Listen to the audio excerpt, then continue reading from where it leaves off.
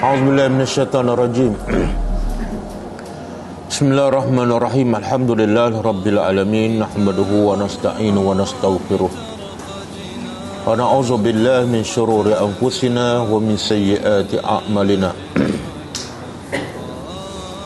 May yahdihillahu fala mudilla lahu wa man yudlil fala hadiya lahu. Asyhadu an la ilaha illallah wahdahu la syarika lah wa asyhadu anna Muhammadan abduhu wa rasuluh.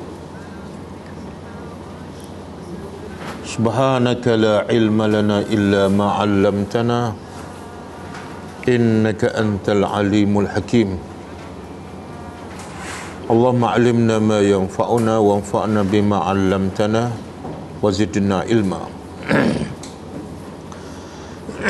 Allahumma ati anfusana taqwaha wa zakkiha anta khairu man zakkaha anta waliyuha wa maulaha.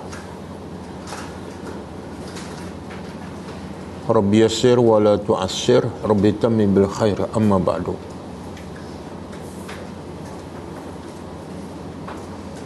InsyaAllah kita sambung hari ini tadabbur surah Al-An'am ayat 71.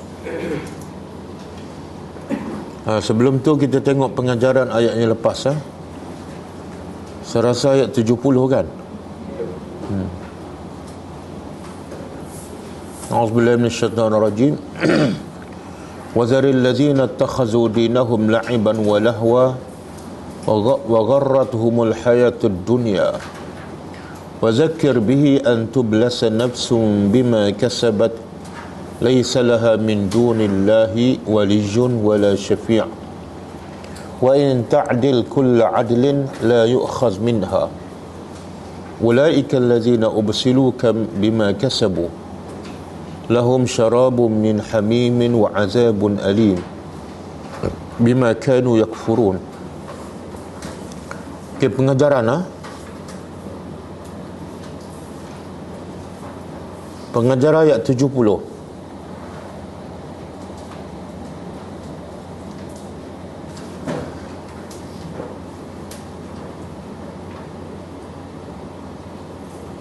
Sesiapa yang menolak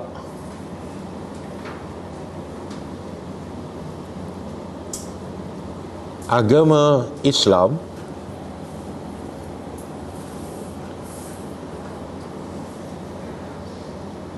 atau mengaku beriman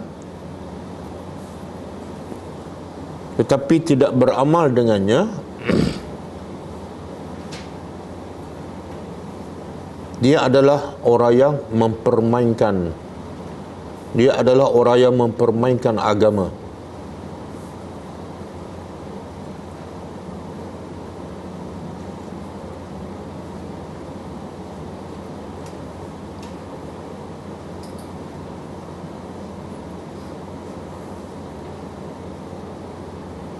Yang kedua,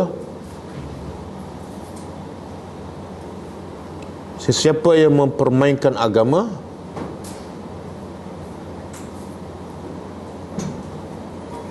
dia menyerupai orang-orang kafir.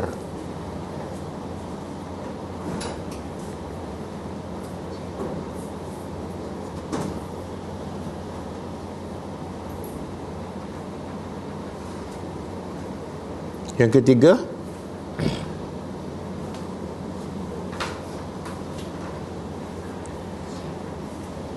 punca utama manusia mempermainkan agama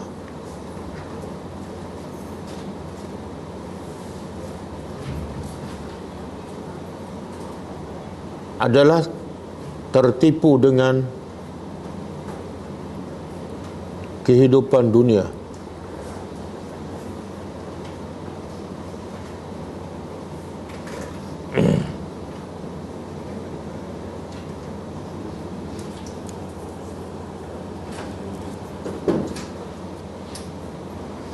Yang keempat, kewajipan orang yang beriman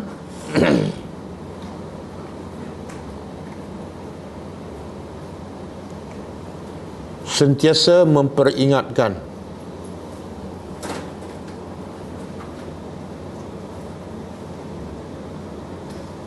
kepada orang yang mempermainkan agama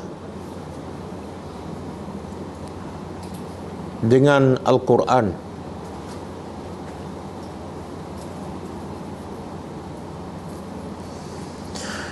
Semoga mereka dapat diselamatkan daripada azab Allah yang pedih.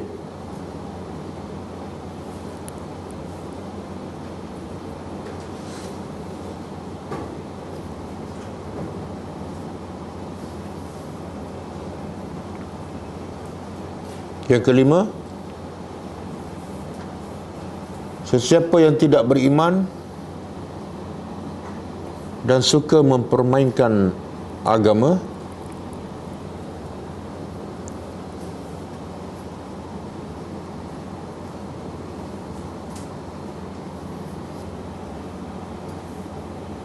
bagi mereka azab yang pedih di akhirat.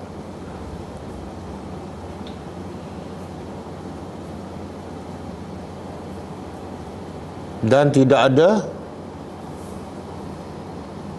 seseorang pun yang boleh menolongnya atau memberi syafaat kepadanya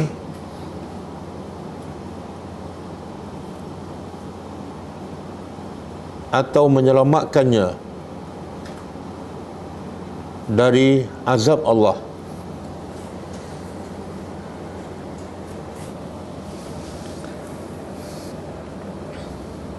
Walaupun dia memiliki harta seluas bumi.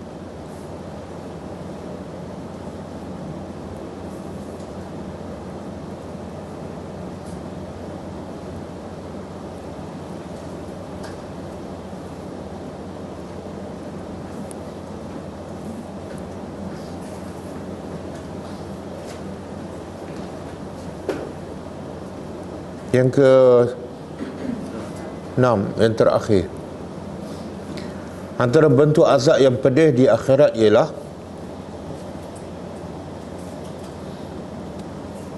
penghuni neraka akan diberi minum air panas yang mendidih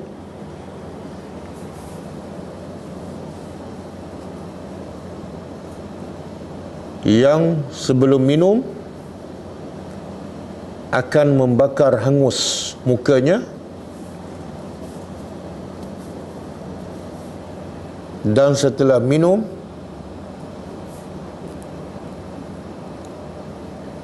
akan menghancurkan isi perutnya.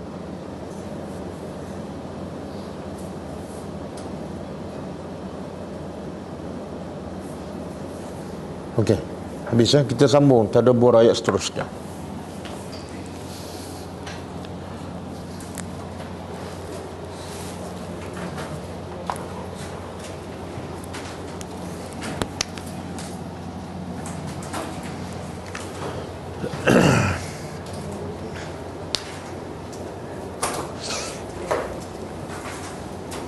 Okey, ayat hari ini ayat 71 disebut dalam kitab tafsir antara sebab turun ayat ni,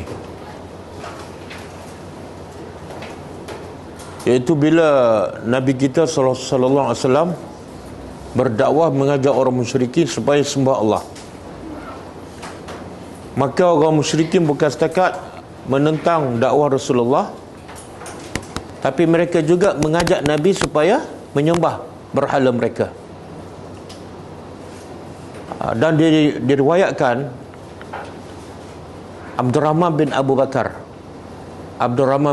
Bakar anak kepada Abu Bakar As-Siddiq radhiyallahu anhu, sebelum dia masuk Islam, bila bapa dia Abu Bakar beriman, dia pujuk bapa dia supaya murtad balik sembah berhala, kan? Sebab bila dia sesat, dia rasa dia betul, kan? Bila dia rasa betul, dia nak orang pun bersama dia. Jadi di situ ada pengajaran. Apa pengajarannya? Apa pengajarannya? Orang kafir berdakwah walaupun mereka sesat, kan? Orang Islam sesat ke hak? Tapi kenapa ramai orang Islam tak berdakwah?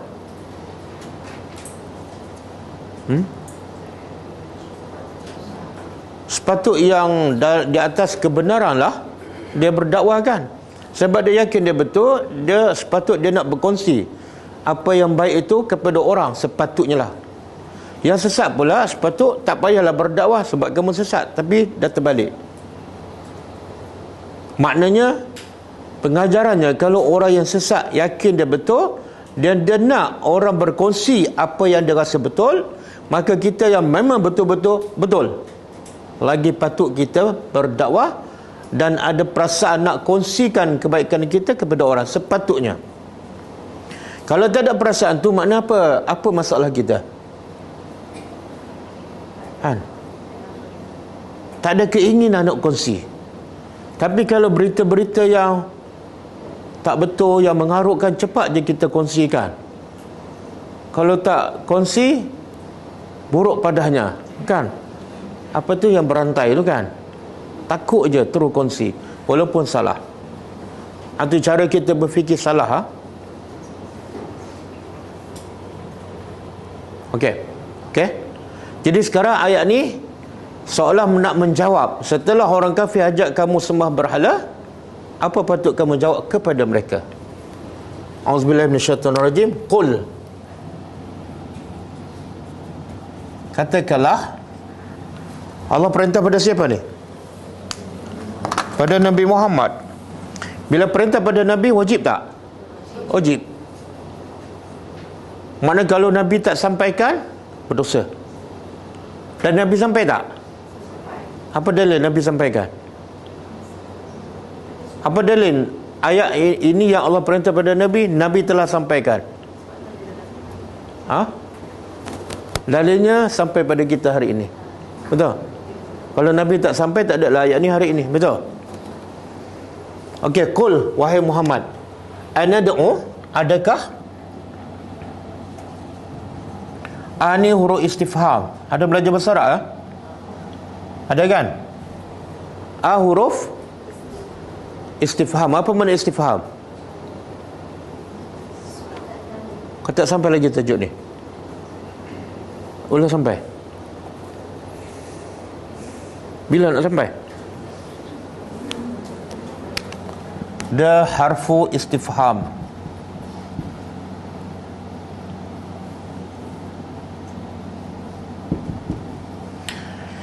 Istifham ni daripada perkataan fa, ha, mim. Faham.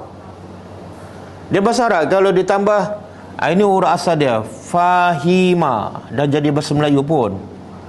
Fahima, faham, kan?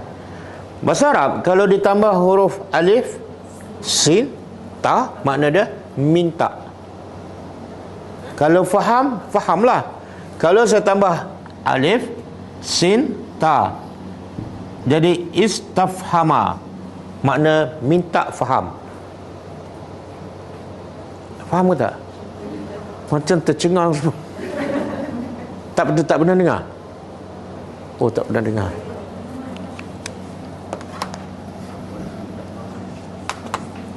Minta faham.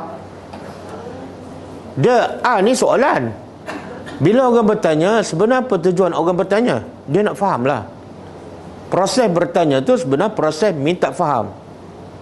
Ustaz, boleh tak saya tanya soalan? Soalan tu ialah proses untuk minta faham, kan? Jadi alif, sin, ta menunjuk kenapa? Talab, minta. Saya bagi contoh lain. Ghafara apa makna? Ampun. Cuba jadikan minta ampun. Cuba buat. Pandai pula. Istaghfara. Tambah alif, sin, ta. Istaghfara. Boleh faham? Faham sebab kaedah ke? Faham sebab perkataan istaghfara? Okey. Jadi ghafara ampun. Nak buat ayat minta ampun, tambah alif sin ta, istaghfara, minta ampun. Sebab itulah ghafara ni untuk siapa? Kalau perkataan ghafara untuk siapa? Allah, Allah. Istaghfara untuk siapa? Kita. Tak boleh kita minta ampun pada Allah. Apa ni kita kata apa? Kita guna perkataan ghafara. Astaghfirullah kan? Astaghfirullah wa atubu ilaik. Okey. Jadi A ni huruf istifham ataupun huruf untuk minta faham. Dan istifham ni ada dua maksud. Pertama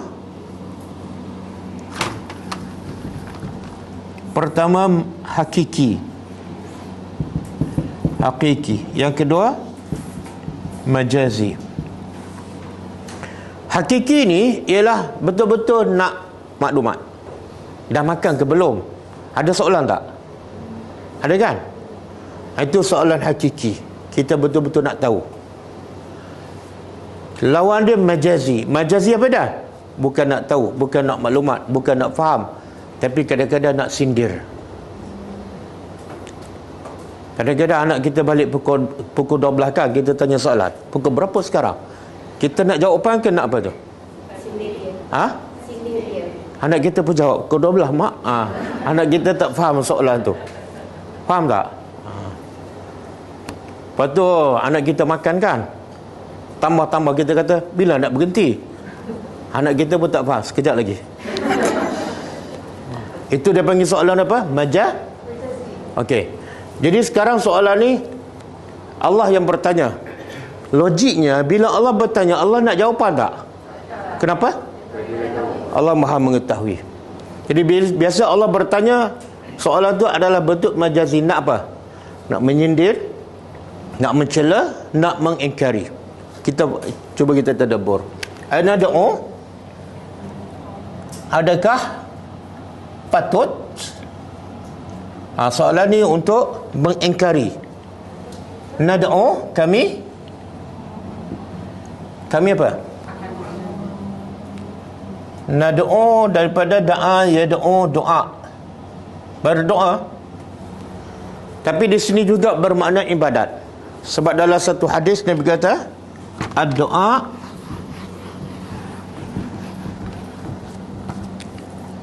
ad-doa'u huwal ibadah. Doa, hadis sahih, doa ialah ibadat. Faham? Sebab itulah haram kita berdoa minta kepada orang mati. Kenapa haram? Sebab itu adalah bentuk ibadat. Bila kamu minta doa pada orang mati, kamu beribadat bukan kepada Allah. Okey, dia solat, dia puasa, semua ikut sunnah Nabi. Tapi bila berdoa minta pergi ke kubur, wahai si fulan, tolong sampaikan doa saya, syirik. Semua amalan dia terbatal. Kan? Ataupun dia puasa, dia solat, dia haji, semua ikut sunnah Nabi. Tapi dia pergi jumpa bomoh, bomoh kata kamu kena rasuk oleh jiran kamu. Dia kata, oh betul, dia percaya, syirik. Kan? Jadi kadang-kadang amalan sedikit tapi boleh membatalkan amalan yang banyak. Okey? Jadi adakah patut kami berdoa ataupun kami beribadat min dunillah, selain Allah? Apa makna selain Allah? Kan orang musyrikin ajak Nabi sembah berhala kan? Abdurrahman bin Abu Bakar pun minta bapa dia sembah balik berhala. Tapi lepas tu Abdurrahman masuk Islam.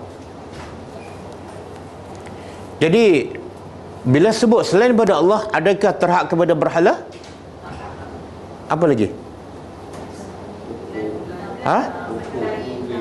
Apa dia? Pokok api, objek. Pokok api.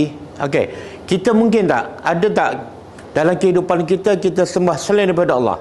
Berhala tak mungkin, pokok tak mungkin, matahari tak mungkin. Tapi selain daripada itu mungkin tak? Apa dia?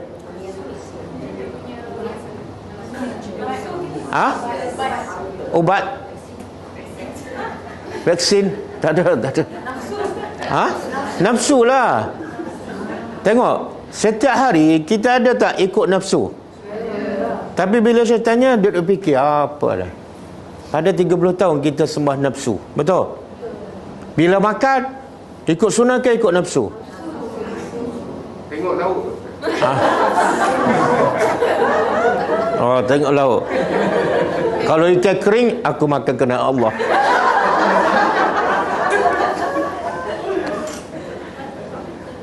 Okey. Masa shopping, ikut nafsu ke ikut Allah? Jadi bila sebut selain pada Allah, masuk semua sekali, termasuk nafsu. Jadi ayat ni ada kemungkinan Allah tuju pada kita. Ya. Adakah patut kami sembah selain daripada Allah? Mala apa yang dua perkataan ni, apa yang tidak, yang fauna, memberi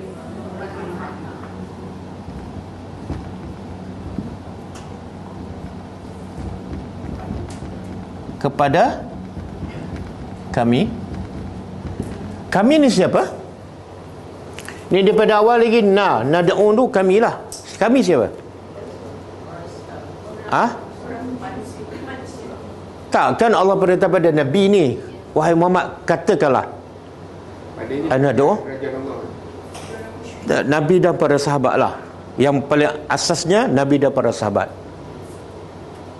Sebab orang musyrikin bukan ajak Nabi sahaja sembah berhala.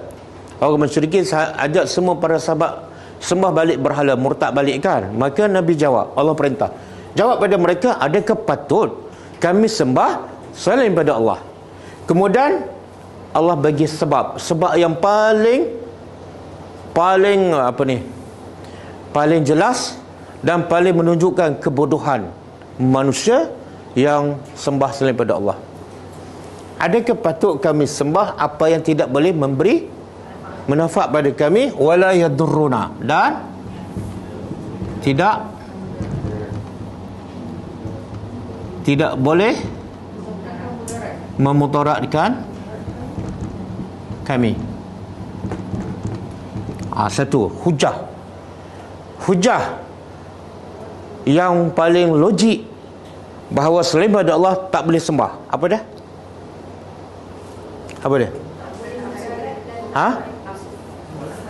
Tidak boleh memberi manfaat dan tak boleh memberi.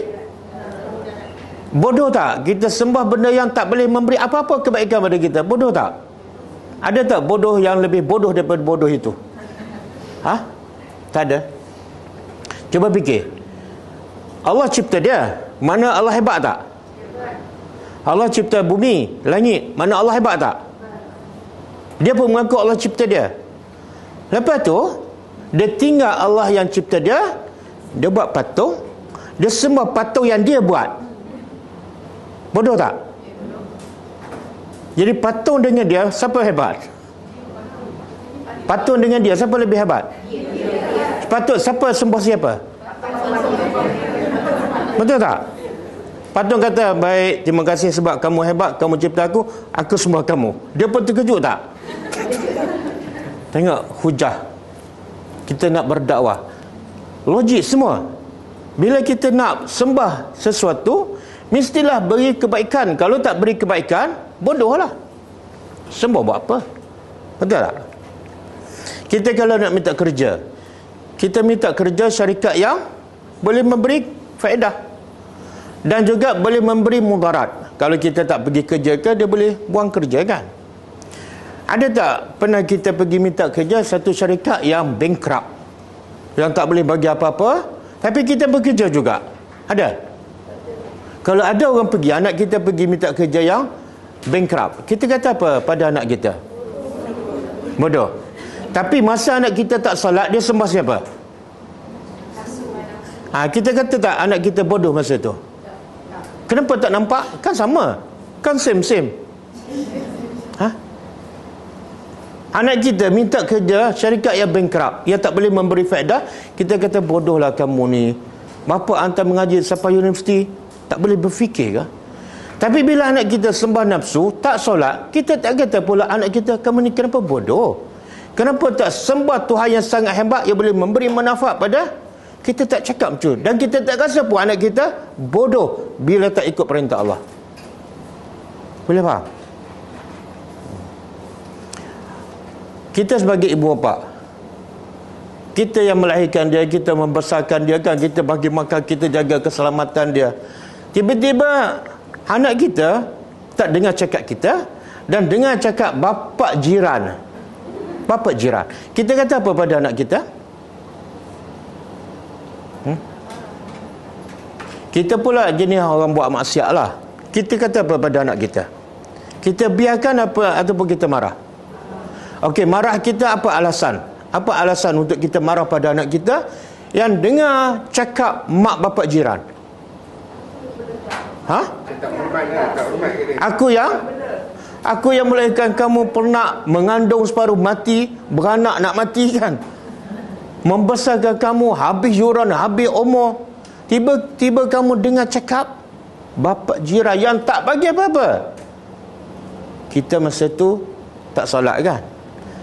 Kita rasa tak bahawa apa yang anak kita buat dengan apa yang kita buat, lagi teruk. Sebab kita, Tuhan yang mencipta kita, Tuhan yang bagi kita sihat, Tuhan yang bagi kita rezeki, tapi tak sembah. Kita sembah nafsu yang memudaratkan kita, betul? Siapa lebih teruk, kita ke anak kita? Tapi kita rasa tak kita teruk? Kenapa kita tak rasa kita teruk? Sebab kita sangat teruk. Sampai tak nampak yang kita buat tu sebenar lagi teruk. Ini hujah dia. Bila orang kafir hajat Nabi sembah berhala, dia kata apa? Hujah dia apa dah? Adakah patut kami sembah benda yang tak boleh bagi manfaat dan tak boleh memudaratkan? Bahkan apa? Kerana sebab kamu sembah patung menyebabkan kamu dihumbang ke dalam neraka kekal selama-lamanya. Adakah patut kamu nak ajak kami buat macam tu? Okey, poin pertama. Poin kedua, wa nuraddu, dan kami dikembalikan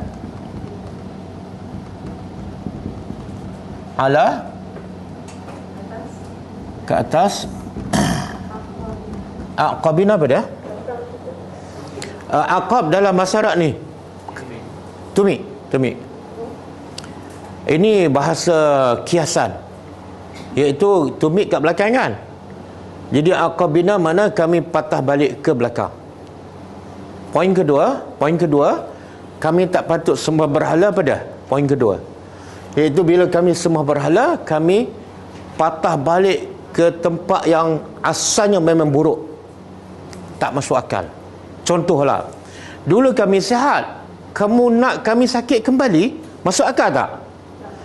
Dulu kami miskin, sekarang kami kaya, kamu nak kami miskin kembali, tak masuk akal. Dulu kami merempak rumah setinggan, kami duduk banglo, kamu nak kami patah balik rumah setinggan, tak masuk akal. Dan lagi dahsyat apa dah? Dulu kami jahil, kami dalam kegelapan, sekarang kami dalam cahaya, kami berilmu, tiba-tiba nak kami balik dalam kegelapan, tak masuk akal. Boleh? Poin kedua, dulu kami duk belajar benda bid'ah dan mengarut. Lepas tu sekarang kami dah jumpa sunnah, belajar tadabbur. Tiba-tiba kamu nak ajak balik kami belajar yang mengarut, yang bukan sunnah kan? Tak masuk akal. Aqabina, dia lebih tepat apa dia? Ke belakang. Makna semakin mundur kembali. Sebelum pergi jauh, saya nak tanya bab yang pasal kita menyembah selain daripada Allah tadi. Bagi contoh berhala apa semua berbat lebu. Lepas tu yang pada diri kita tadi yang pasal nafsu. Kalau Ustaz cerita pasal nafsu tu, maknanya kalau kita sembah selain daripada Allah tu, maknanya terbatal kita punya tauhid, dan apa yang amalan kita buat selama ni terbatal. Ya.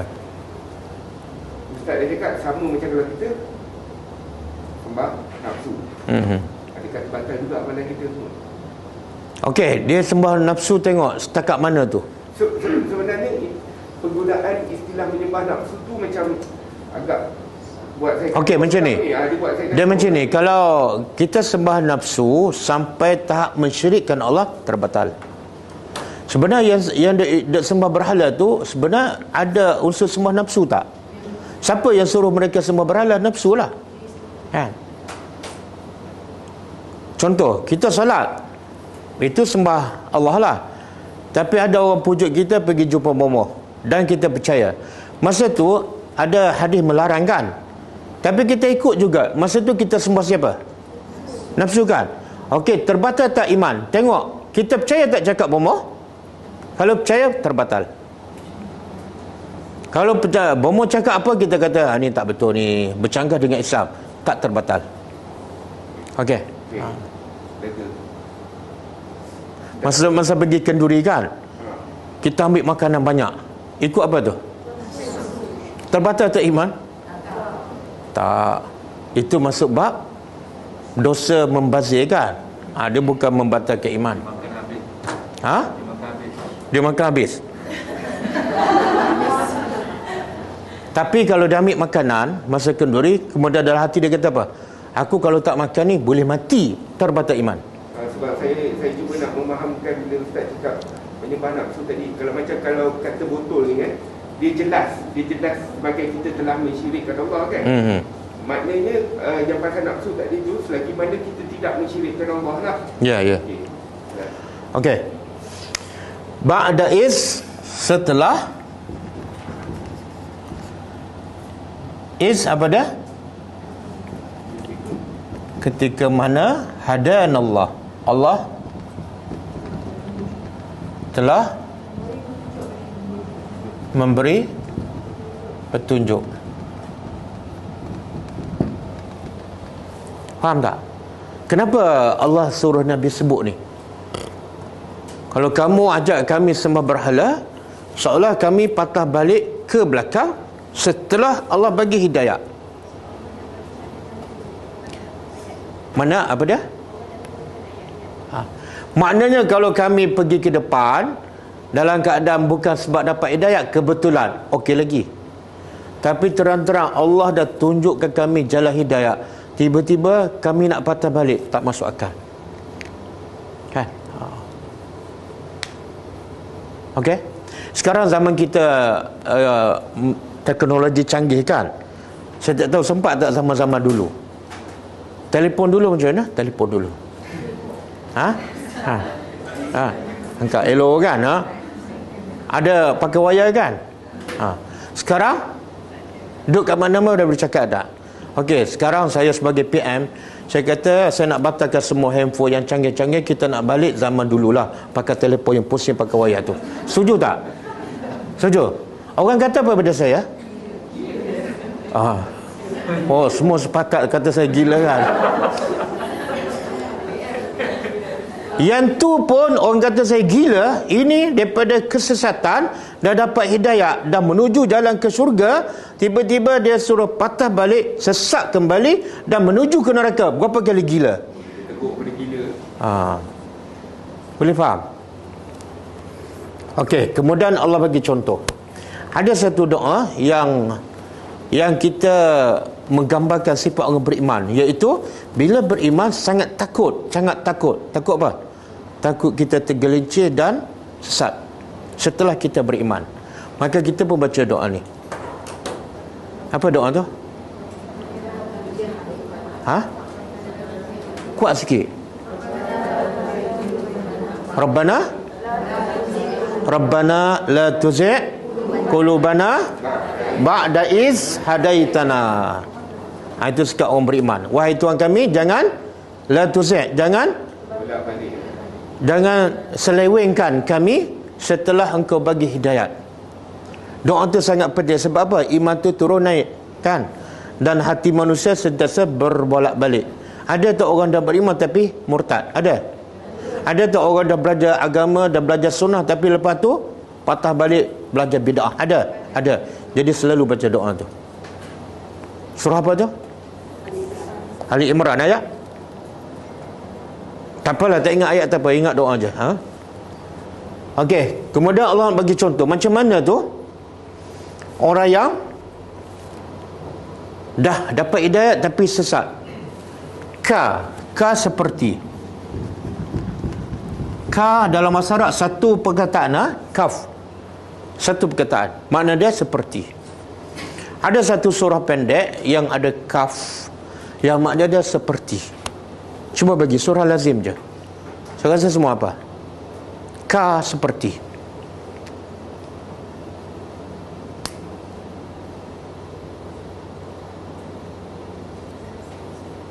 Okey, saya bagi makna, lepas tu bagi ayat. Okey. Ataupun nak saya bagi ayat dan pelajar bagi makna. Nak mana satu? Dua-dua boleh. Okey, saya bagi makna. Seperti daun yang dimakan.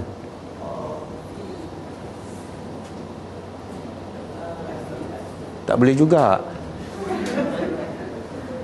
Seperti daun yang dimakan. Ka asfin ma'kul. Ka asfin ma'kul. Surah apa ni? Al-Fil kan? Apa maksud ni? Seperti daun yang dimakan. Iaitu tentera bergajah yang datang nak serang kota Mekah kan? Allah hantar buruk, dan buruk tu baling dengan batu kecil je. Kesannya apa? Tentera bergajah seperti daun yang dimakan. Dimakan apa? Mana ada, tak ada sebut ulat? Ada makul ulat. Mana ada ulat? Dia kita yang terjemah ulat. Sebenarnya dalam tafsir tak ada ulat. Tak ada, mana ada ulat. Dia dalam tafsir ulama mengatakan seperti daun yang dimakan. Daun bila dimakan ulat ada rupa tak? Ada rupa daun? Ada. Bukan setakat ada rupa daun, kita masih buat lagi ulam kan? Betul kan? Ya Allah nak cerita ni apa? Allah bukan nak cerita tentera bergajah tu masih ada rupa asal, tak. Allah nak bagi tahu rupa tentera bergajah bila dia baling dengan batu tu, rupa dia asal dah tak ada, seperti daun dimakan. Apa dia? Daun sayur apa-apa kita sebelum makan ada rupa kan? Lepas kita makan keluar. Bila keluar tu ada tak rupa daun? Macam itulah rupa tentera bergajah. Bukan dimakan ulat. Kan? Okey, seperti allazi yang orang yang istahwathu.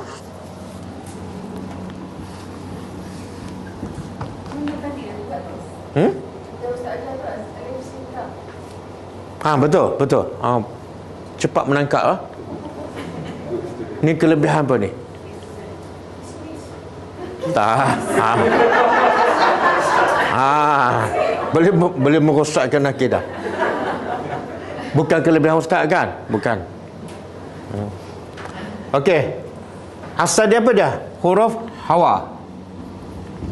Hawa apa dah? Hawa nafsu. Hawa. Tambah alif, sin, ta. Mana apa? Minta. Kalau kita terjemah harfiah kita tak faham minta hawa. Apa dia maksud? Seperti orang yang diminta oleh syaitan supaya ikut hawa nafsunya. Dia terjemah apa tu? Seperti orang yang disesatkan. Tapi ini daripada perkataan hawa. Makna apa tu?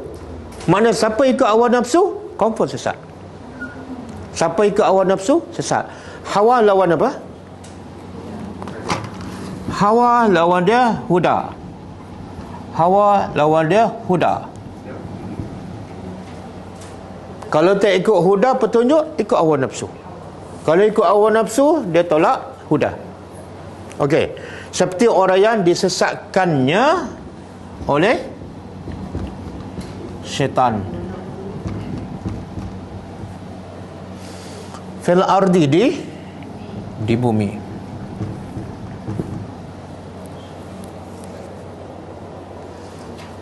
Okey. Syaitan apa dia? Siapa kenal syaitan? Siapa kenal? Ira, kenal syaitan? Di sini tu kan. Syaitan tu dalam bentuk manusia, dalam bentuk manusia. Kenal ke tak? Dan syaitan ni musuh ke kawan? Musuh kan? Bahaya tak kalau kita tak kenal musuh? Sangat bahaya. Jadi kenal ke tak? Kenal syaitan? Ha. Ha? Tak, nafsu dalam badan kita, syaitan lain. Ha? Syaitan adalah sifat apa? Sifat apa saja yang jauh daripada rahmat Allah, maka dia adalah syaitan. Apa saja yang jauh daripada rahmat Allah, dia adalah syaitan, sama ada manusia ataupun jin. Jadi syaitan ni dua aja, sama ada manusia ataupun jin. Macam mana kita nak kenal? Apa saja bisikan ke, arahan ke, perintah yang suruh melanggar perintah Allah, semua syaitan. Sama ada orang ataupun kita tidur tengah malam kan, lepas tu pukul 4 tersedar, ada dengar tak bisikan, bangunlah tahajud, kamu pun dah umur 60 kan. Kita bisikan siapa? Malaikat. Lepas tu ada satu lagi bisikan, awal lagi. Itu bisikan siapa? Syaitan kan? Syaitan jin ke syaitan manusia? Tak. Kita dengar jin. Setiap orang ada dua bisikan. Satu bisikan baik daripada malaikat, yang kedua bisikan jahat daripada syaitan. Macam mana nak membezakan kata-kata itu adalah daripada syaitan dengan nafsu? Tak, dia syaitan dengan nafsu dia ada MOU, sama lah tu. Satu syarikat. Nafsu pun inna nafsa la amarata bisu. Nafsu sentiasa suruh benda jahat. Syaitan pun sama. Ustaz, kahwin tu Tapi dia bukan benda yang satu. Oh, sorry. kahwin dengan nafsu tu Tak, lain. Nafsu kita. Korin syaitan. Dengan satu hadis, satu masa Aisyah radhiyallahu anha cemburu. Maka Nabi tegur, aja'aki syaitanuki.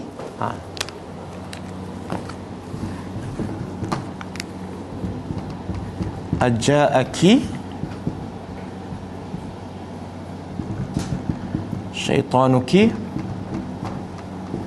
Bila Aisyah cemburu, Nabi tanya soalan, aja'aki, adakah telah datang kepada engkau syaitan engkau? Aisyah terkejutlah. Ali syaitan, adakah aku ni ada syaitan? Nabi kata, ya. Likulli insan syaitan, setiap orang ada syaitan. Itulah Qarin. Dia berbeza pula dengan nafsu tadi. Lain. Tak, nafsu kita sendiri. Syaitan makhluk, sama ada orang ataupun jin. kahwin tu jin lah.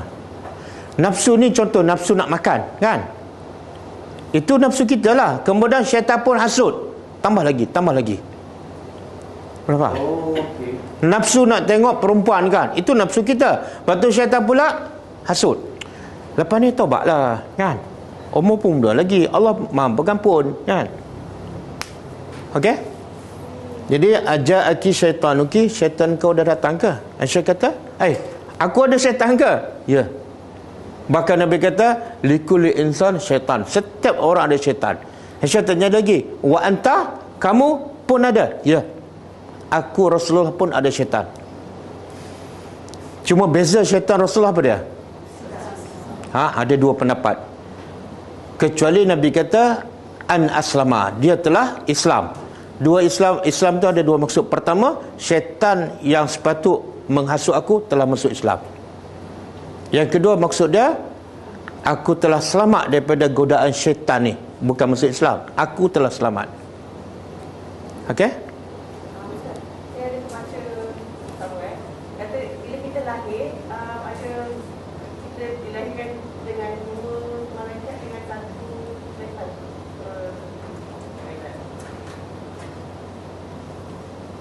Bila lahir? Saya tak tahu. Tapi yang saya tahu, syaitan memang ada. Bila masa lahir ke, masa dah balik ke, biasanya syaitan nak kacau masa apa? Masa kita bila buat jadi dosa. Masa kita belum balik, kita buat jadi dosa tak? Kalau contohlah umur 7 tahun kita mengumpat, berdosa tak? Kita umur 6 tahun kita mencuri, berdosa tak? Tak. Bila balik barulah berdosa. Jadi syaitan nak kacau biar betul-betul kita berdosa. Ada orang yang bukan Islam, dia kata orang Islam selalu bagi alasan kata lain macam tuduh syaitan yang buat jahat. Sebenarnya bukan syaitan yang buat jahat, you kena mengaku you yang buat jahat. Kerana dia tak percaya ada syaitan. Dia kata kenapa selalu orang Islam bagi alasan syaitan yang kacau, syaitan yang buat jahat. Sebenarnya orang itu yang jahat. So, macam mana kita Tak, semua pun jahat. Syaitan pun jahat, orang tu pun jahat. Dua-dua jahat. Tak, macam ni. Syaitan memang jahat. Manusia kalau ikut nafsu dan ikut syaitan, jadi jahat lah. Sebab tu yang masuk neraka siapa? Yang masuk neraka siapa? Berapa jenis makhluk? Dua je. Satu, jin. Yang kedua, maknanya jin pun jahat, manusia pun jahat. Cuma kita tak boleh nak bila kita buat jahat, jangan salahkan orang. Sebab kita diberi akal, kan? Diberi pilihan.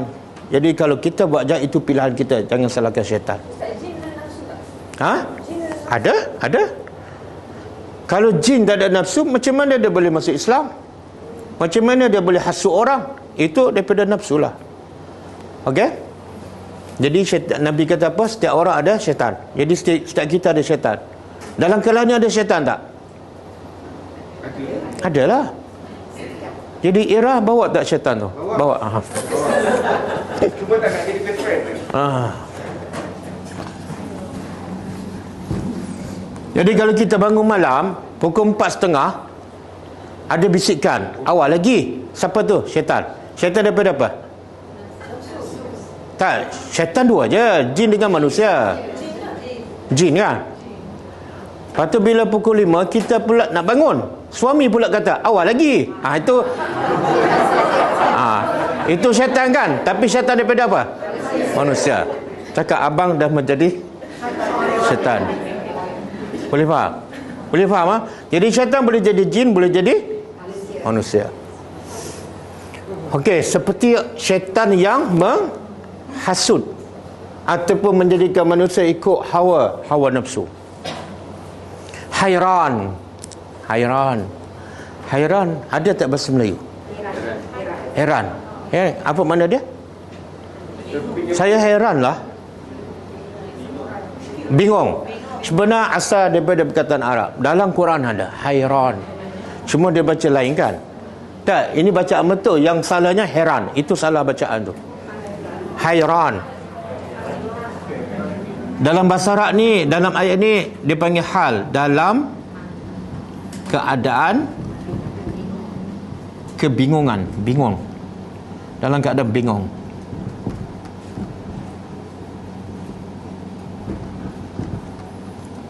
Siapa yang bingung ni? Ni. Orang yang dihasut oleh syaitan dalam kebingungan. Sebab syaitan ajak pada kesesatan. Dan lahu orang yang disesatkan oleh syaitan, baginya ada ashab, ada kawan-kawan. Yad'unahu, mereka mengajaknya ilal huda, kepada petunjuk. Iktina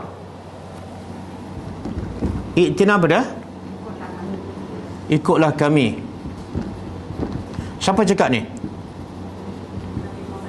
Tak. Ni. Sekarang Allah nak bagi, pertama Allah suruh Nabi jawab kepada orang musyrikin yang mengajak Nabi dan orang beriman sembah balik berhala kan. Jawapan pertama, tak patut kami sembah berhala sebab tak ada memberi manfaat dan mudarat. Yang kedua, patah balik kepada kemudaran. Kan? Contoh macam mana? Allah bagi contoh. Seperti orang yang dihasut oleh syaitan supaya ikut hawa nafsu kan. Dan orang ni ada ashab, ada kawan-kawan yang sentiasa mengajaknya kepada petunjuk. Syaitan ajak pada apa? Kawan dia ajak pada apa? Tu hairan tu, bingung nak ikut mana ni. Faham tak? Hairan. Kawan kita ajak pergi kelas tadabbur, satu lagi ajak pergi kelas taranum. Bingung nak ikut iman.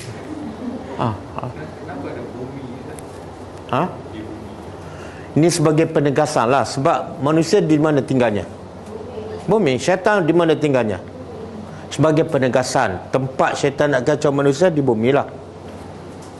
Jangan pula, Ustaz, saya masa atas kapal terbang tu syaitan kacau tak? Sebab Allah kata syaitan kacau masa di atas bumi.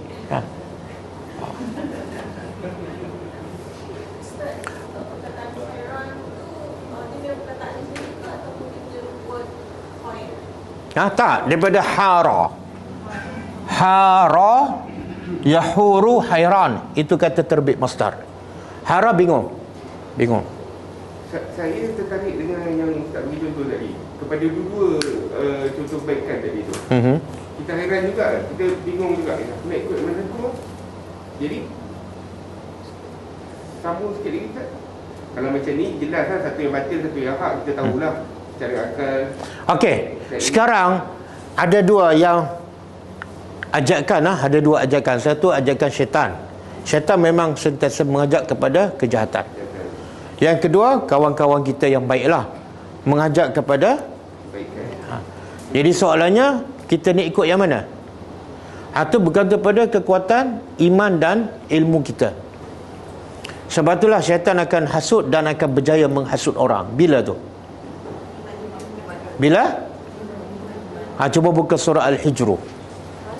Al-Hijru ayat 39.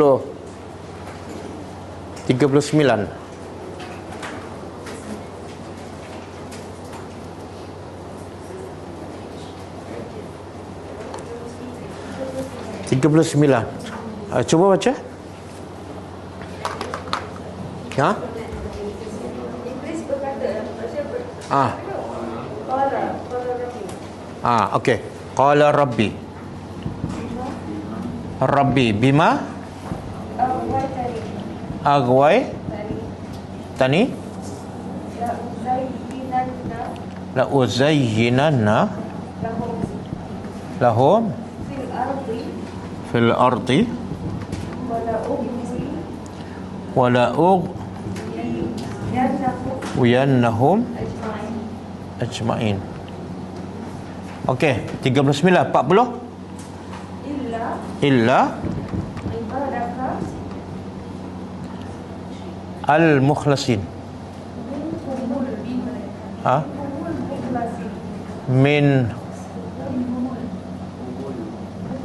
Minhumul mukhlasin. Okey. Bila syaitan ingkar perintah Allah, Allah melaknat dia, Allah kata keluar daripada syurga kan. Lepas dia dihala keluar daripada syurga, apa kata syaitan? Dia kata dia akan sesatkan manusia dan dia minta umur panjang. Dia minta umur panjang untuk apa? Kita minta umur panjang nak buat apa? Kebaikan kan? Syaitan minta umur panjang nak sesatkan seramai mungkin manusia. Maka Allah makbul tak doa dia? Allah makbul doa iblis. Adakah sebab Allah setuju dengan iblis? Tak. Kalau tak, kenapa Allah makbulkan? Sepatut jangan makbul lah, sebab iblis memang jahat. Lagi pula dia minta pun nak menyesatkan hamba Allah. Kenapa Allah izinkan? Jangan makbul lah. Satu, Allah nak iblis ni semakin banyak dosanya. Sebab itu kehendak dia.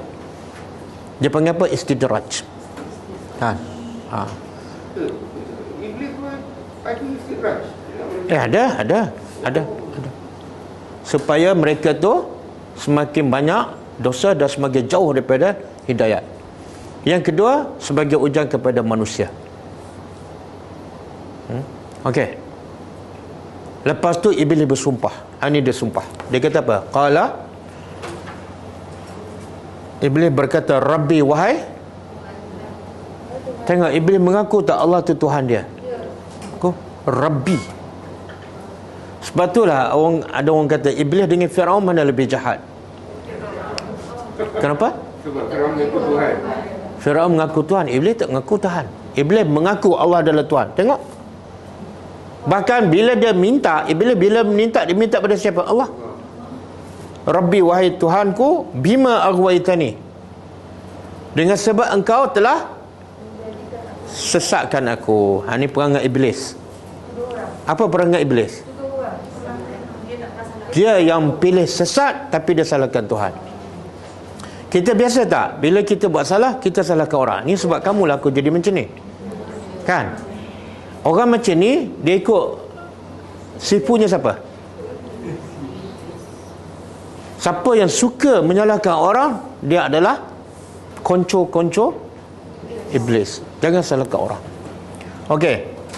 Dengan sebab engkau sesatkan aku nak balas dendam. Apa dia?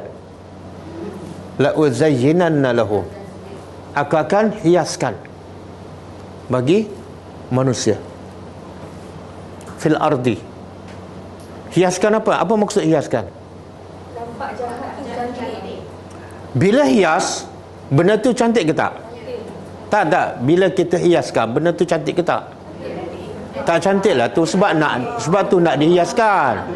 Kalau dah cantik, kenapa nak hiaskan? Yang asal dia tak cantik. Jadi siapa yang berhias ni memang dia asalnya tak cantik lah. Kalau dia dah cantik, perlu tak berhias? Perlu tak berhias? Sebab tu lelaki tak pernah berhias, sebab lelaki memang asalnya cantik. Kan? Setuju? Ha? Kenapa rumah kita hiaskan? Sebab asalnya tak cantik. Betul? Kalau dah cantik, kenapa perlu hias? Siapa yang ada perhiasan kat rumah dia, memang rumah dia asalnya tak cantik. Siapa? Mana-mana rumah yang tak ada perhiasan, memang ori cantik. Patutlah kita risau sangat kan. Biar je lah. Ayalah. Dia confident rumah dia cantik. Jadi apa dia? Sebab itulah syaitan kata la uzayyin, pasti sesungguhnya aku akan hiaskan. Benda tak cantik lah. Amalan apa ni? Amalan buruk aku nak nampak bagi cantik. Ustaz, ni macam talbis iblis, Ustaz. Ha? Ini macam Ya, betul. Apa salahnya kan? Saya berzikir. Apa salah ayat zina? Syaitan hiaskan. Apa salahnya? Padahal salah lah, sebab tak sama dengan Nabi. Tapi sebab nama dia zikir, nama dia baca Quran kan? Hiaskan. Loteri, cantik tak? Syaitan tambah kebajikan. Kan? Konsert, cantik tak? Tambah amal. Kan? Rasuah, cantik tak? Tak cantik, tukar sumbangan. Ataupun duit kopi. Kan? Duit kopi kan? Itu talbis iblis. Okey. Aku akan hiaskan untuk mereka amalan yang jahat nampak baik. Fil ardi. Dan wala ughwiyannahum, dan pasti aku akan sesatkan mereka. Tengok syaitan ni sangat-sangat cerdik. Dia kata dia akan sesatkan bila? Setelah dia hiaskan. Dia tak kata daripada awal lagi, wahai Tuhan, aku akan sesatkan manusia. Sebab apa? Syaitan tak akan suruh manusia, khususnya orang beriman. Syaitan nak akan sesatkan orang beriman je, ataupun orang dah nak beriman. Yang tu syaitan kacau. Yang tak beriman, yang tak nak beriman, jangan risau. Syaitan tak akan kacau dia. Jangan risau. Sebab tu bila ditanya pada Abu Bakar, kenapa bila orang Islam nak solat banyak gangguan, banyak halangan? Kan? Tapi kita tengok orang Kristian ke orang kafir bila ibadat nampak khusyuk, tenang je. Betul kan? Macam syaitan tak kacau dia. Pernah tak tengok orang Kristian ibadat waswah? Allah ada? Tak ada. Kenapa syaitan tak kacau mereka? Tengok Abu Bakar bagi contoh.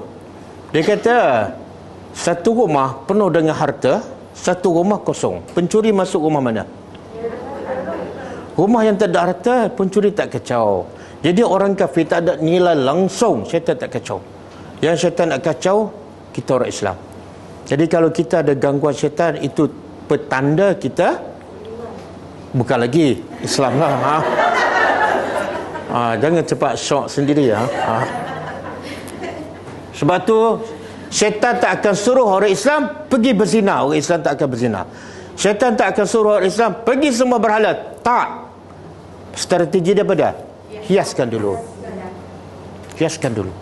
Syaitan tak kata pergi belajar bidah. Tak. Syaitan hiaskan dulu.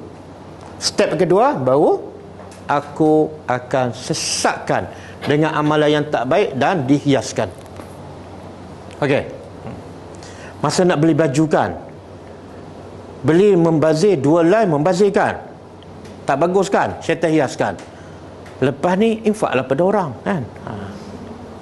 Ataupun syaitan kata apa, ini tengah sale ni, lepas ni mahal, kita pun beli 2, 3 kan. Itulah biasa. Ada pengalaman? Ada pengalaman. Okey, kecuali soalan dia, adakah syaitan boleh hias dan boleh sesatkan semua hamba Allah? Illa, kecuali ibadakah hamba engkau, minhum, daripada mereka yang mukhlasin. Syaitan sendiri mengaku, syaitan sendiri mengiktiraf, ada segelintir hamba engkau aku tak boleh buat apa, aku hias macam mana pun tak makan, tak boleh. Siapa ni? Al-mukhlasin. Apa makna al-mukhlasin? Dia sebenar kalau ikhlas, mukhlisin. Cuba baca surah Al-Bayyinah. Wa ma umiru illa liya'budullaha mukhlisin. Mukhlisin kan? Dia ni ayat ni apa ni? Mukhlasin. Beza tak? Beza. Mukhlisin orang yang ikhlas. Kalau mukhlasin orang yang disuci, bersihkan oleh Allah. Maknanya orang ni betul-betul ikhlas, Allah bersihkan dia dan Allah pelihara dia daripada tipu daya syaitan. Daripada kata dasar ikhlas tadi lah. Apa dah? Boleh faham tak? Macam mana nak dapat yang macam tu kan? Nak dapat apa? Mukhlas. Macam mana nak dapat? Okey, Nabi bagi jaminan kan, taraktu fikum amraini, aku tinggal kamu dua perkara kan, betul? Ma in tamassaktum bihima lan tadillu abada. Kalau kamu pegang pada dua benda ni, kamu tak akan sesat selama-lama. Syaitan tak boleh sesatkan bila kamu berpegang pada Quran dan sunnah. Jadi cara dia, tadabbur Al-Quran, ikut Al-Quran, belajar sunnah, ikut sunnah, selamat. Itu jaminan Rasulullah. Okey. Sebab tu orang yang belajar bid'ah cukup senang syaitan tipu. Macam-macam amalan. Hari ni amalan ni, besok sampai ke mati dia suka mereka amalan. Sebab apa? Kita ada kekuatan Quran dan sunnah. Okey? Jadi balik pada soalan tu, sekarang dia hairan. Kenapa hairan? Sebab ada dua ajakan, dua bisikan. Satu syaitan, satu kawan. Kalau dia ikhlas, dia menang. Kalau dia ikhlas, dia menang.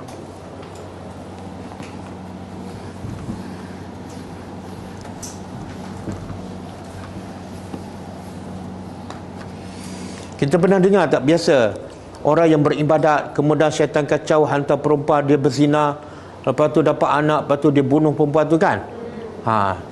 Syaitan ini istahwathu syayatin. Qul, katalah. Di sini juga pengajaran, kita kena berkawan dengan siapa ni? Kawan yad'unahu ilal huda. Di sini fungsi kawan sangat penting. Sebab tu Nabi kata, al-mar'u ala dini khalilihi. Seseorang itu akan ikut akhlak, perangai kawan dia. Kalau kawan dia suka pergi kelas tadabbur, kelas sunnah, kawan dia suka solat fardu berjemaah di masjid, kawan dia suka buat amalan sunat, dia akan terpengaruh. Jadi pastikan kawan kita adalah yang sentiasa yad'unahu ilal huda. Okey, qul, katalah.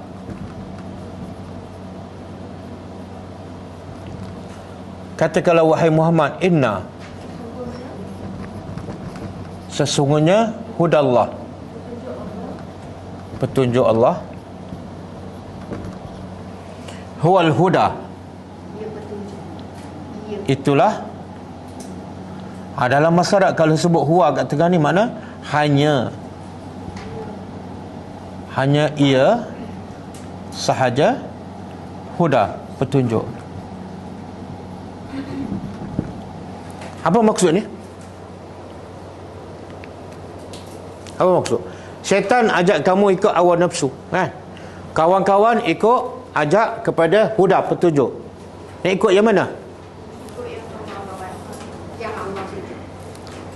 Allah kata petunjuk Allah sahaja adalah petunjuk yang sebenar. Allah sandarkan petunjuk ni kepada siapa? Makna apa? Apa makna petunjuk Allah? Apa makna? Satu makna dia, petunjuk tu Allah sendiri yang tetapkan, bukan Nabi Muhammad, bukan manusia. Satu, hudallah makna petunjuk tu Allah sendiri yang tetap, tidak ada masuk campur manusia. Yang kedua, makna kedua ialah kalau kamu ikut petunjuk ni, kamu akan jumpa Allah. Itu makna hudallah. Bila ikut petunjuk, mesti jumpa Allah, tak mungkin sesat. Okey? Jadi kalau kamu nak ikut petunjuk, satu je petunjuk, iaitu petunjuk Allah. Macam mana kita nak tahu petunjuk Allah? Macam mana nak tahu? Apa dia? Ikut Quran dan Sunnah. Zalikal kitabu la raiba fi hudan lil muttaqin. Allah kata apa? Syahrul Ramadan. Sambung. Syahrul Ramadan unzila fil Quran hudan linnas. Bulan Ramadan diturunkan Al-Quran. Quran sebagai apa? Hudan linnas. Jadi kalau kamu nak huda Allah, Quran je. Siapa yang buta Al-Quran, mustahil dia dapat huda Allah. Okey? Jadi sekarang kita belajar ni sedang mencari huda Allah. Huda Allah. Kemudian wa umirna, dan kami diperintah linuslima, untuk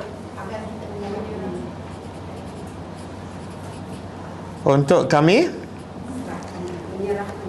nuslim daripada aslama Islam tu apa makna? Tak, Islam makna dia serah diri. Siapa yang tak serah diri sebenarnya dia bukan Islam. Untuk kami serah li Rabbil Alamin, kepada Rabb mana pencipta,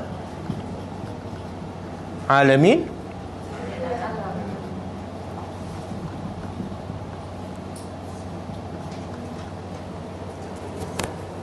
apa makna ni?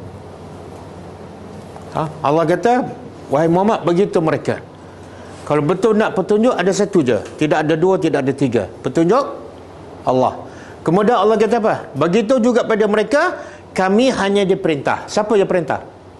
Allah. Kami hanya diperintah serah diri kepada siapa? Allah je. Hawa nafsu tak ada, syaitan tak ada. Boleh faham? Makna sebenar ayat ni, Allah nak suruh Nabi sampaikan mesej kepada orang musyrikin. Apa mesejnya?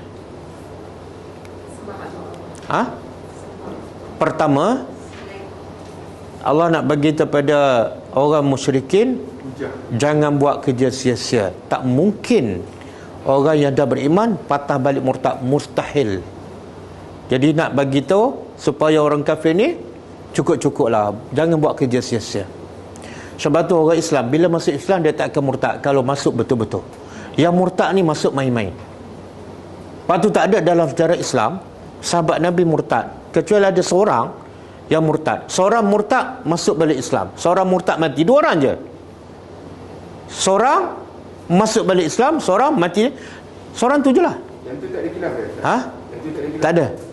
Menunjukkan apa tu? Siapa yang betul-betul yakin Islam, dia akan sanggup mati. Sebab apa? Dia tahu kalau dia tak masuk Islam, dia kena bakar kekal dalam neraka. Keyakinan dia sanggup mati. Biarlah dia mati asalkan jangan dicampak dalam neraka. Biarlah dia mati asalkan dia masuk syurga yang kekal abadi. Keyakinan menjadikan dia tak murtad. Boleh faham?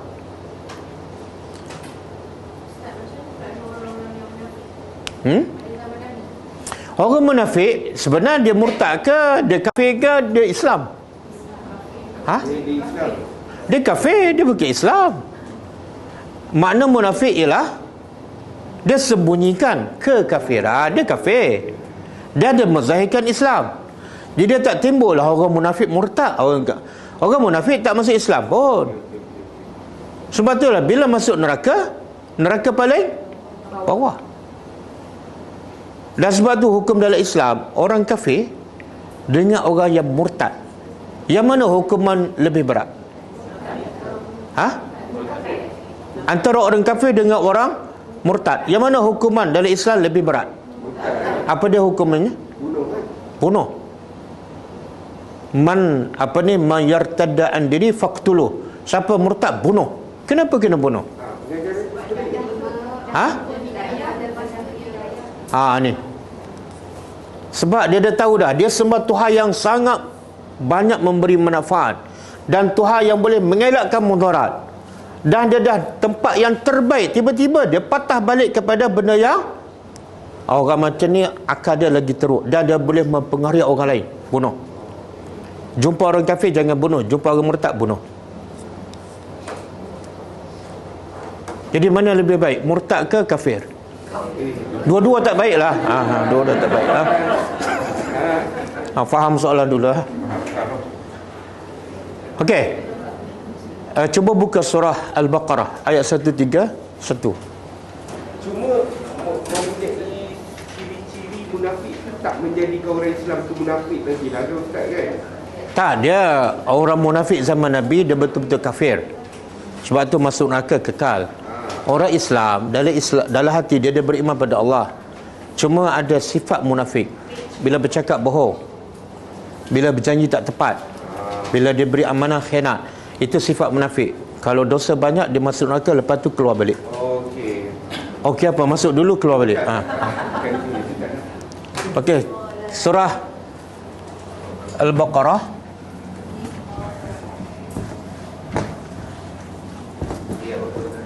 satu tiga satu, sorry. 131. Iz qala lahu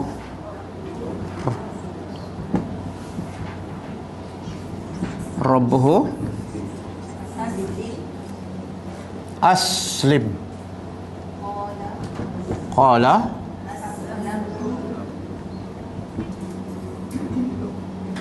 aslamtu li rabbil alamin. Okey.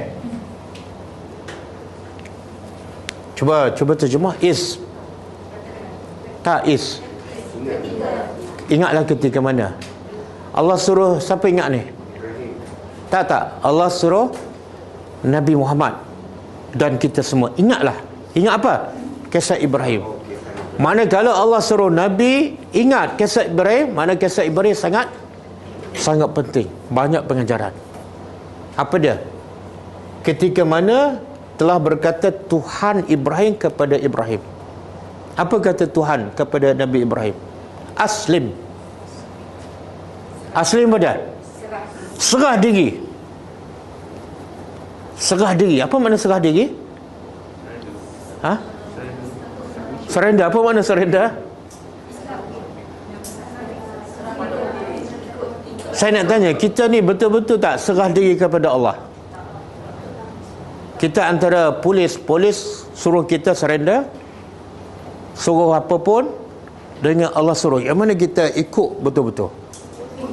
Polis kan? Polis Rabbul Alamin ke? Tapi kenapa serah diri pada polis macam A sampai Z kan? Polis kata diam. Tapi kalau kita tengah mengupakkan, orang kata apa?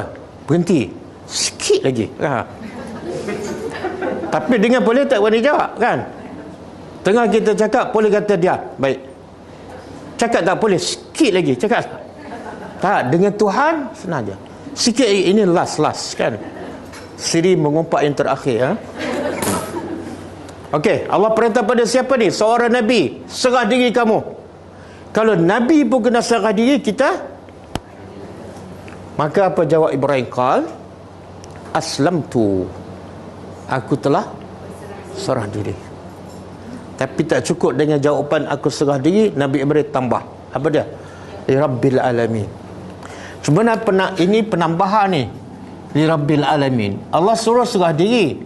Kalau Ibrahim jawab aslam tu dah cukup. Kenapa dia tambah Li Rabbil Alamin? Ketegasan bahawa Tuhan tu yang sebenarnya lah. Penyerahan. Sebenarnya Ibrahim nak bagi tahu, kenapa aku serah diri pada engkau? Mesti ada sebab. Sebab apa? Sebab engkau Rabbul Alamin. Memang sangat-sangat patut aku serah diri hanya kepada engkau. Dan sangat-sangat tidak masuk akal aku serah diri pada nafsu. Sebab nafsu bukan Rabbil Alamin. Tak patut aku serah diri pada bos, pada manusia. Sebab mereka bukan Rabbil Alamin. Betul? Sekarang banyak tak manusia serah diri pada nafsu, pada manusia, pada pemimpin? Banyak tak? Mereka bukan Rabbil Alamin. Dan kalau kita tengok dalam bab ibadat pun sama. Serah diri ni dalam semua hal lah, termasuk dalam bab ibadat. Dalam bab ibadat serah diri pada Allah, apa makna dia? Yang Allah kata fattabi'uni, kalau betul kamu cinta Allah, ikut Nabi. Serah diri apa dah? Ikut je Nabi. Jangan mereka-reka yang baru. Ramai tak yang tak serah diri dalam bab ibadat? Dia serah diri. Bila dia tak ikut Nabi, dia serah diri pada siapa? Nafsu dia. Ataupun serah diri pada guru dia. Guru dia pula serah diri pada syaitan. Syaitan hasut dia, dapat mimpi, dapat satu amalan baru. Boleh faham tak? Sebab tu ayat sebelum ni kata Ibrahim pada apa doa Nabi Ibrahim?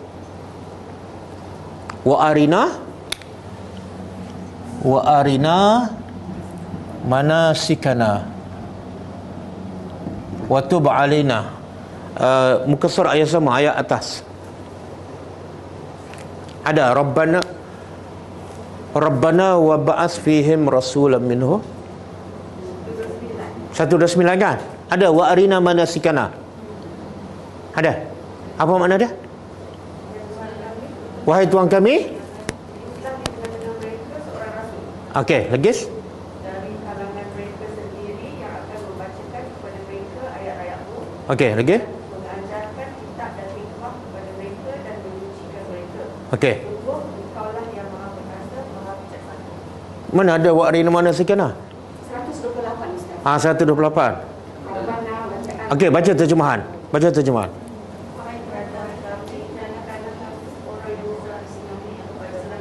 Kuat-kuat, tak clear lah. Seorang baca. Jadikanlah kami orang yang berserah diri kepadamu dan anak cucu kami juga umat yang berserah diri kepadamu, dan tunjukkanlah kepada kami cara-cara melakukan ibadat. Okey. Ni. Tunjuklah kami cara-cara manasik, cara ibadat kami. Sebelum ni kata Nabi Ibrahim, jadilah aku dah Ismail orang yang serah diri pada engkau. Apa contoh serah diri? Contoh serah diri ialah tunjuklah kami cara beribadat. Cara beribadat pun aku nak serah pada engkau. Tunjuklah cara. Aku tak nak reka-reka. Boleh faham? Kalau kita reka, kita bukan serah diri pada Allah, serah pada nafsu. Jadi kalau orang macam Nabi Ibrahim dalam bab ibadat pun minta Allah tunjuk cara, orang macam kita, tok guru apa sekalipun, tak boleh mereka-reka dalam bab ibadat. Okey, cukup lah.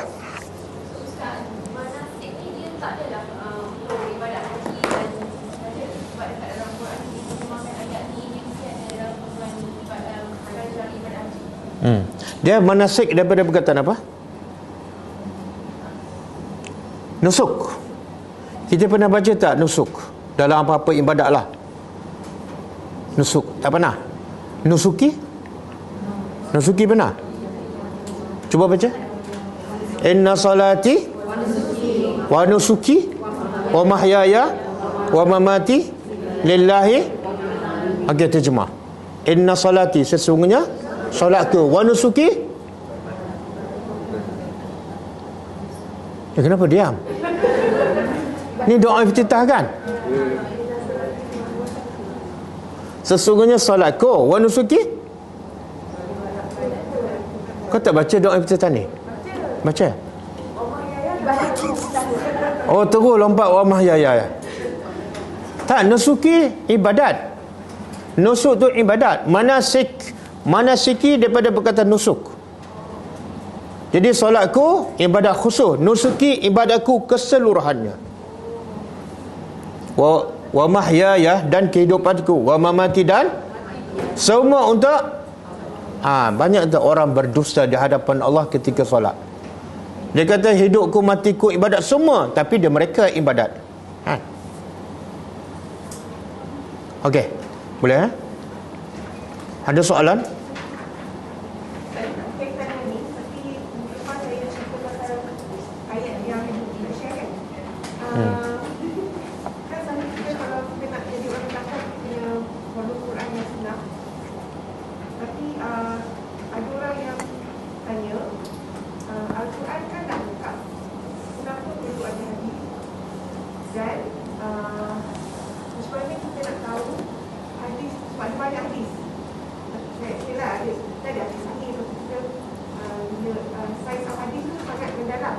Kita akan tengok orang yang menyampaikan ayat dan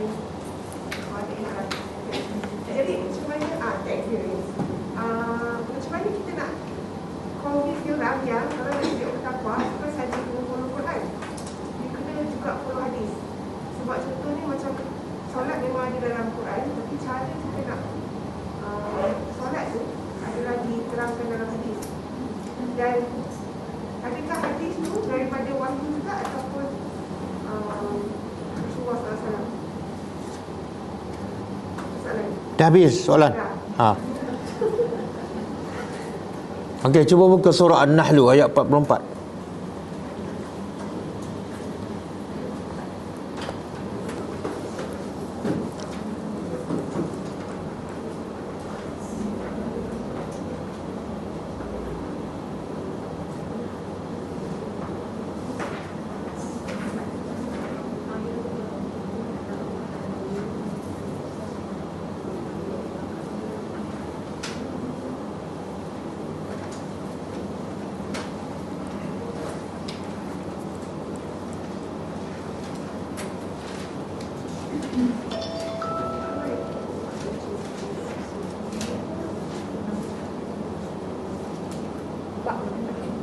Oh, 44.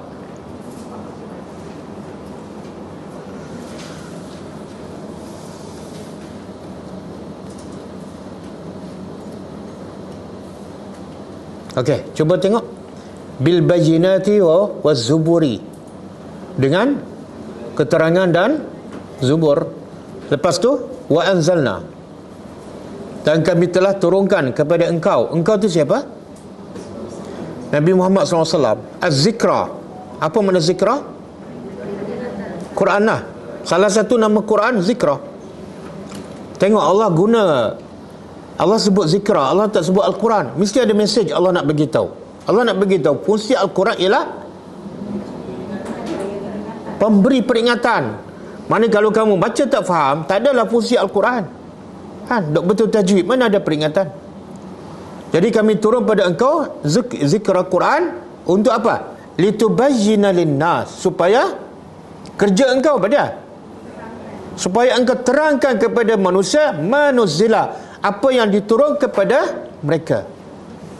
Jadi Allah sendiri beritahu Quran kami turun pada engkau, kerja engkau pada menerangkan apa yang dalam Quran.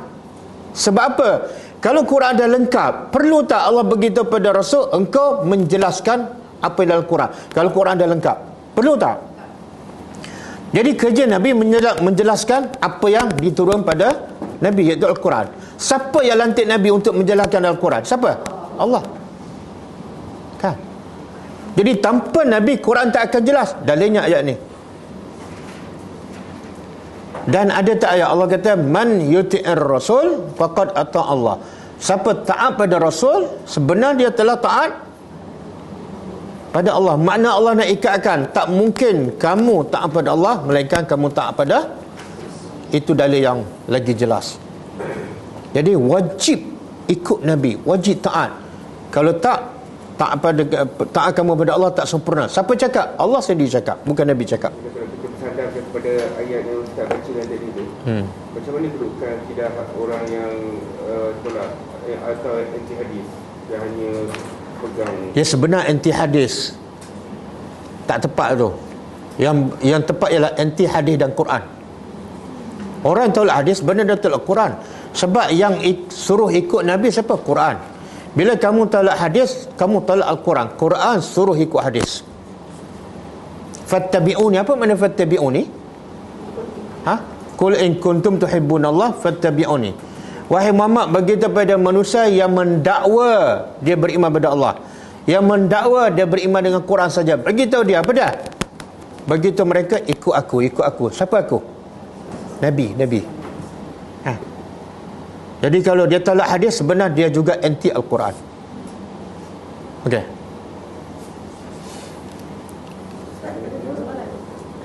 Satu yang pasal, kalau kata yang pasal syirik tu, kata jumpa bohong.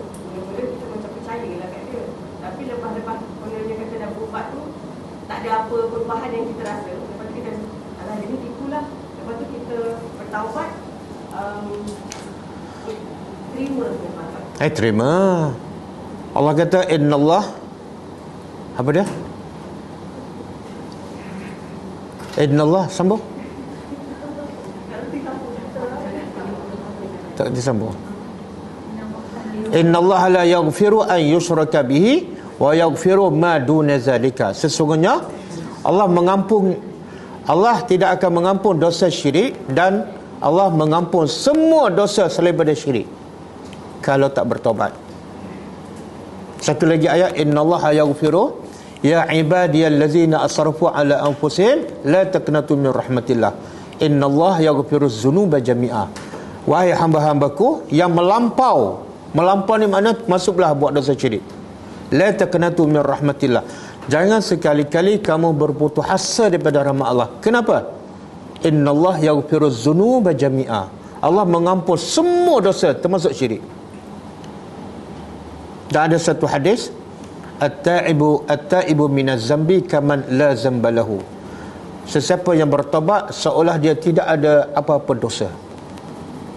Allah terima. Semua sahabat Nabi syirik tak? Semua sahabat Nabi. Sebelum masuk Islam semua syirik.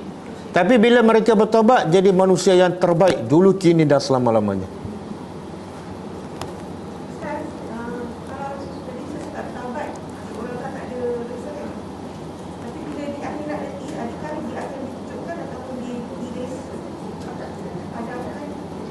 Tak, dia bila Allah ampunkan dosa ada dua jenis. Satu yang jenis afuwu, iaitu Allah delete terus. Bila delete terus Allah tak akan sebut di akhirat. Satu lagi yang maghfirah, Allah tutup tapi tak padam. Di akhirat Allah sebut, tapi bukan dia khalayak ramai. Allah panggil sorang-sorang, kita dengan Tuhan je. Yang ni tak ada, orang lain tak tahu.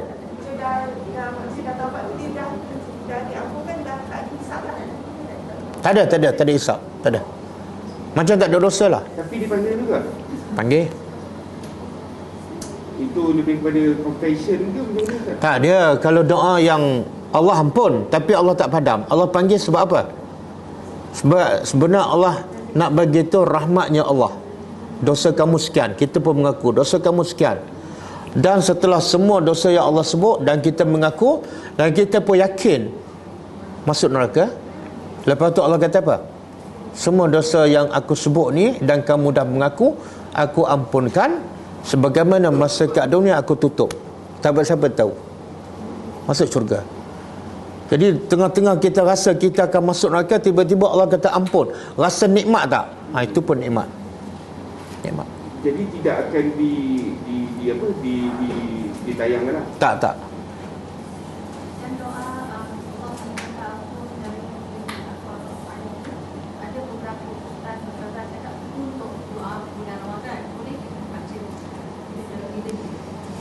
Tak, dia sebenarnya ada juga ulama hadis mengatakan riwayat tu tak sahih. Ada. Saya ada baru terbaca. Jadi kalau dia kata tak sahih, mana tak mesti kita baca bulan Ramadan lah. Kan? Yang kedua, Sebenar doa minta ampun kepada Allah sesuai dibaca bila-bila masa. Kenapa nak minta ampun malam Lailatul Qadar je? Tak, sesuai dibaca bila-bila masa.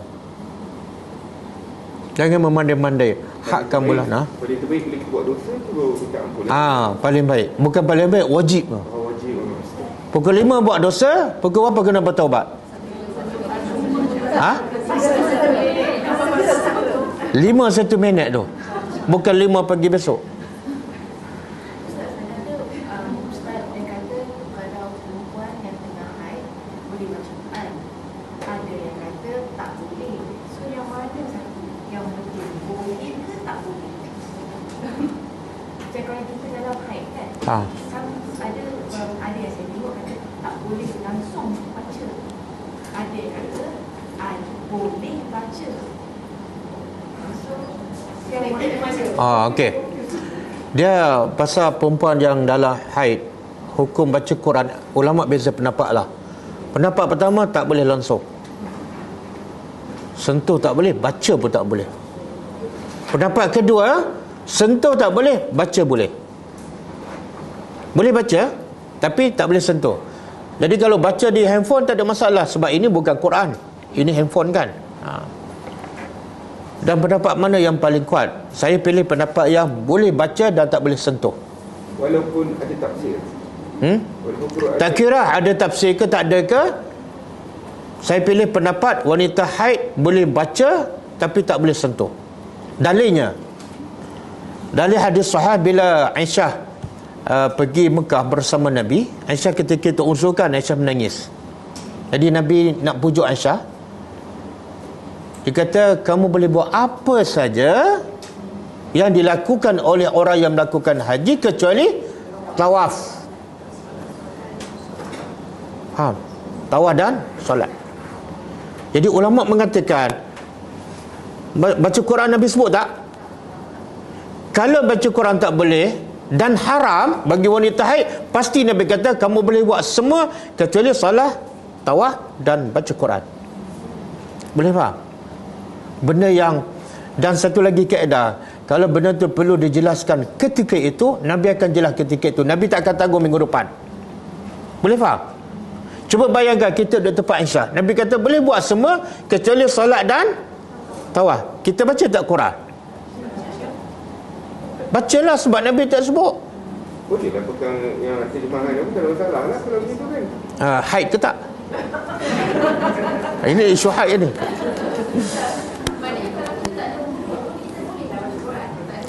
Dia masalah baca Quran, hukum semua boleh baca walaupun tanpa wuduk. Yang wuduk ni bila nak sentuh. Boleh faham?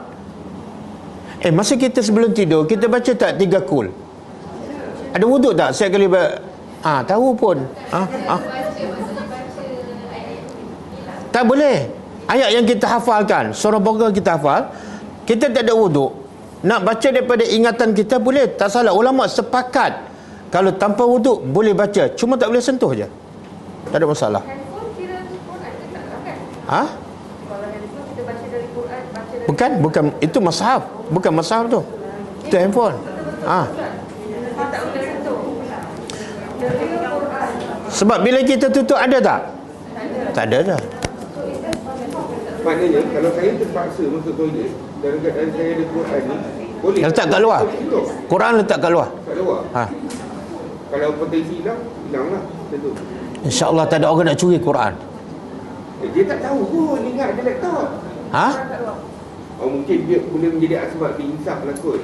Ingatkan laptop. Tak apa, letak buka Quran letak kat luar tu, dia tak akan curi lah. Ustaz. Quran yang tak ada translation kan? Ya. Quran betul-betul. Yang ada ayat Quran sahaja. Kalau ada translation tu Islam consider musyaf lah. Yang tu boleh sentuh lah. Ustaz, saya nak tanya. Saya ini pengalaman saya pergi dengan anak. Boleh tak saya nak motivate orang dalam keadaan saya memberitahu diorang bahawa bila you do something you get this. I mean pelajaran daripada Allah. Contohnya bila saya terang kat diorang ada solat rawatib, example kan, ada sebelum selepas Faqriyah kan, dan saya beritahu tentang keadilan atau ganjaran yang Allah janjikan, Allah akan buat istana di syurga besok. Dan saya keep on macam ingatkan orang, solat tak ini? Ingat tak istana tak? Salah ke saya? Boleh. Okey, tak ada masalah. Walaupun saya berulang-ulang beritahu ganjaran tu. Tak apa. Tapi jangan sampai tak dia boring lah benda yang sama. Tahu dah. Tapi tak ada masalah untuk kita ulang benda. Tak ada masalah. Kita nak apa? Kita nak kepada ganjaran tu kan. Okey. Nampak tak buku ni? Ada cadangan kita baca di hari yang sama, waktu yang samalah. Seperti hari ini kita belajar tadabbur sejam ke, lepas tu kita baca hadis ni setengah jam, supaya kita dapat dua-dua, Quran dan Sunnah, kan? Dan hadis ni pun hadis daripada kitab Riyadhus Salihin, dia banyak kepada tazkiyatun nafsi, membersihkan hati dan juga akhlak. Boleh setuju? Sebab saya nak buat waktu lain tak boleh. Jadi kalau setuju, masing-masing kena beli buku ni lah. Riyadhus Salihin, cetakan PTS. Kita akan mula insya-Allah bulan Ramadan. Bulan Ramadan ada kelas Ada. Ustaz cakap kalau Ustaz tak cancel dia Ustaz. Tapi jangan letak air kat sini bulan Ramadan. Last question. Pasal doa buka puasa. Yang apa tu? Allahumma lakal hamdu. Hadis sahih kita baca yang tu atau yang bismillah, minum air, makan kurma, lepas tu Setahu saya tidak ada satu hadis sahih pasal berbuka. Yang ada tu dhaif. Tapi kalau kita nak baca tak salah. Ada satu hadis, zahabaz zama'u wabtallatil uruq wasabatal ajru, insya-Allah. Itu pun ada ulama kata dhaif. Tapi kalau nak baca semata-mata doa tak salah. Jadi kita bermula next week lah, Ustaz. Tak tahu, bulan depan puasa dah. Bila ni? Jumaat depan. Belum lagi. Belum lagi. Bulan puasa lah. Okey, kita tutup dengan baca tasbih kafarah. Subhanakallahumma. Okey, baca tasbih kafarah. Subhanakallahumma wa bihamdika asyhadu an la ilaha illa anta astaghfiruka wa atubu ilaik. Assalamualaikum warahmatullahi wabarakatuh.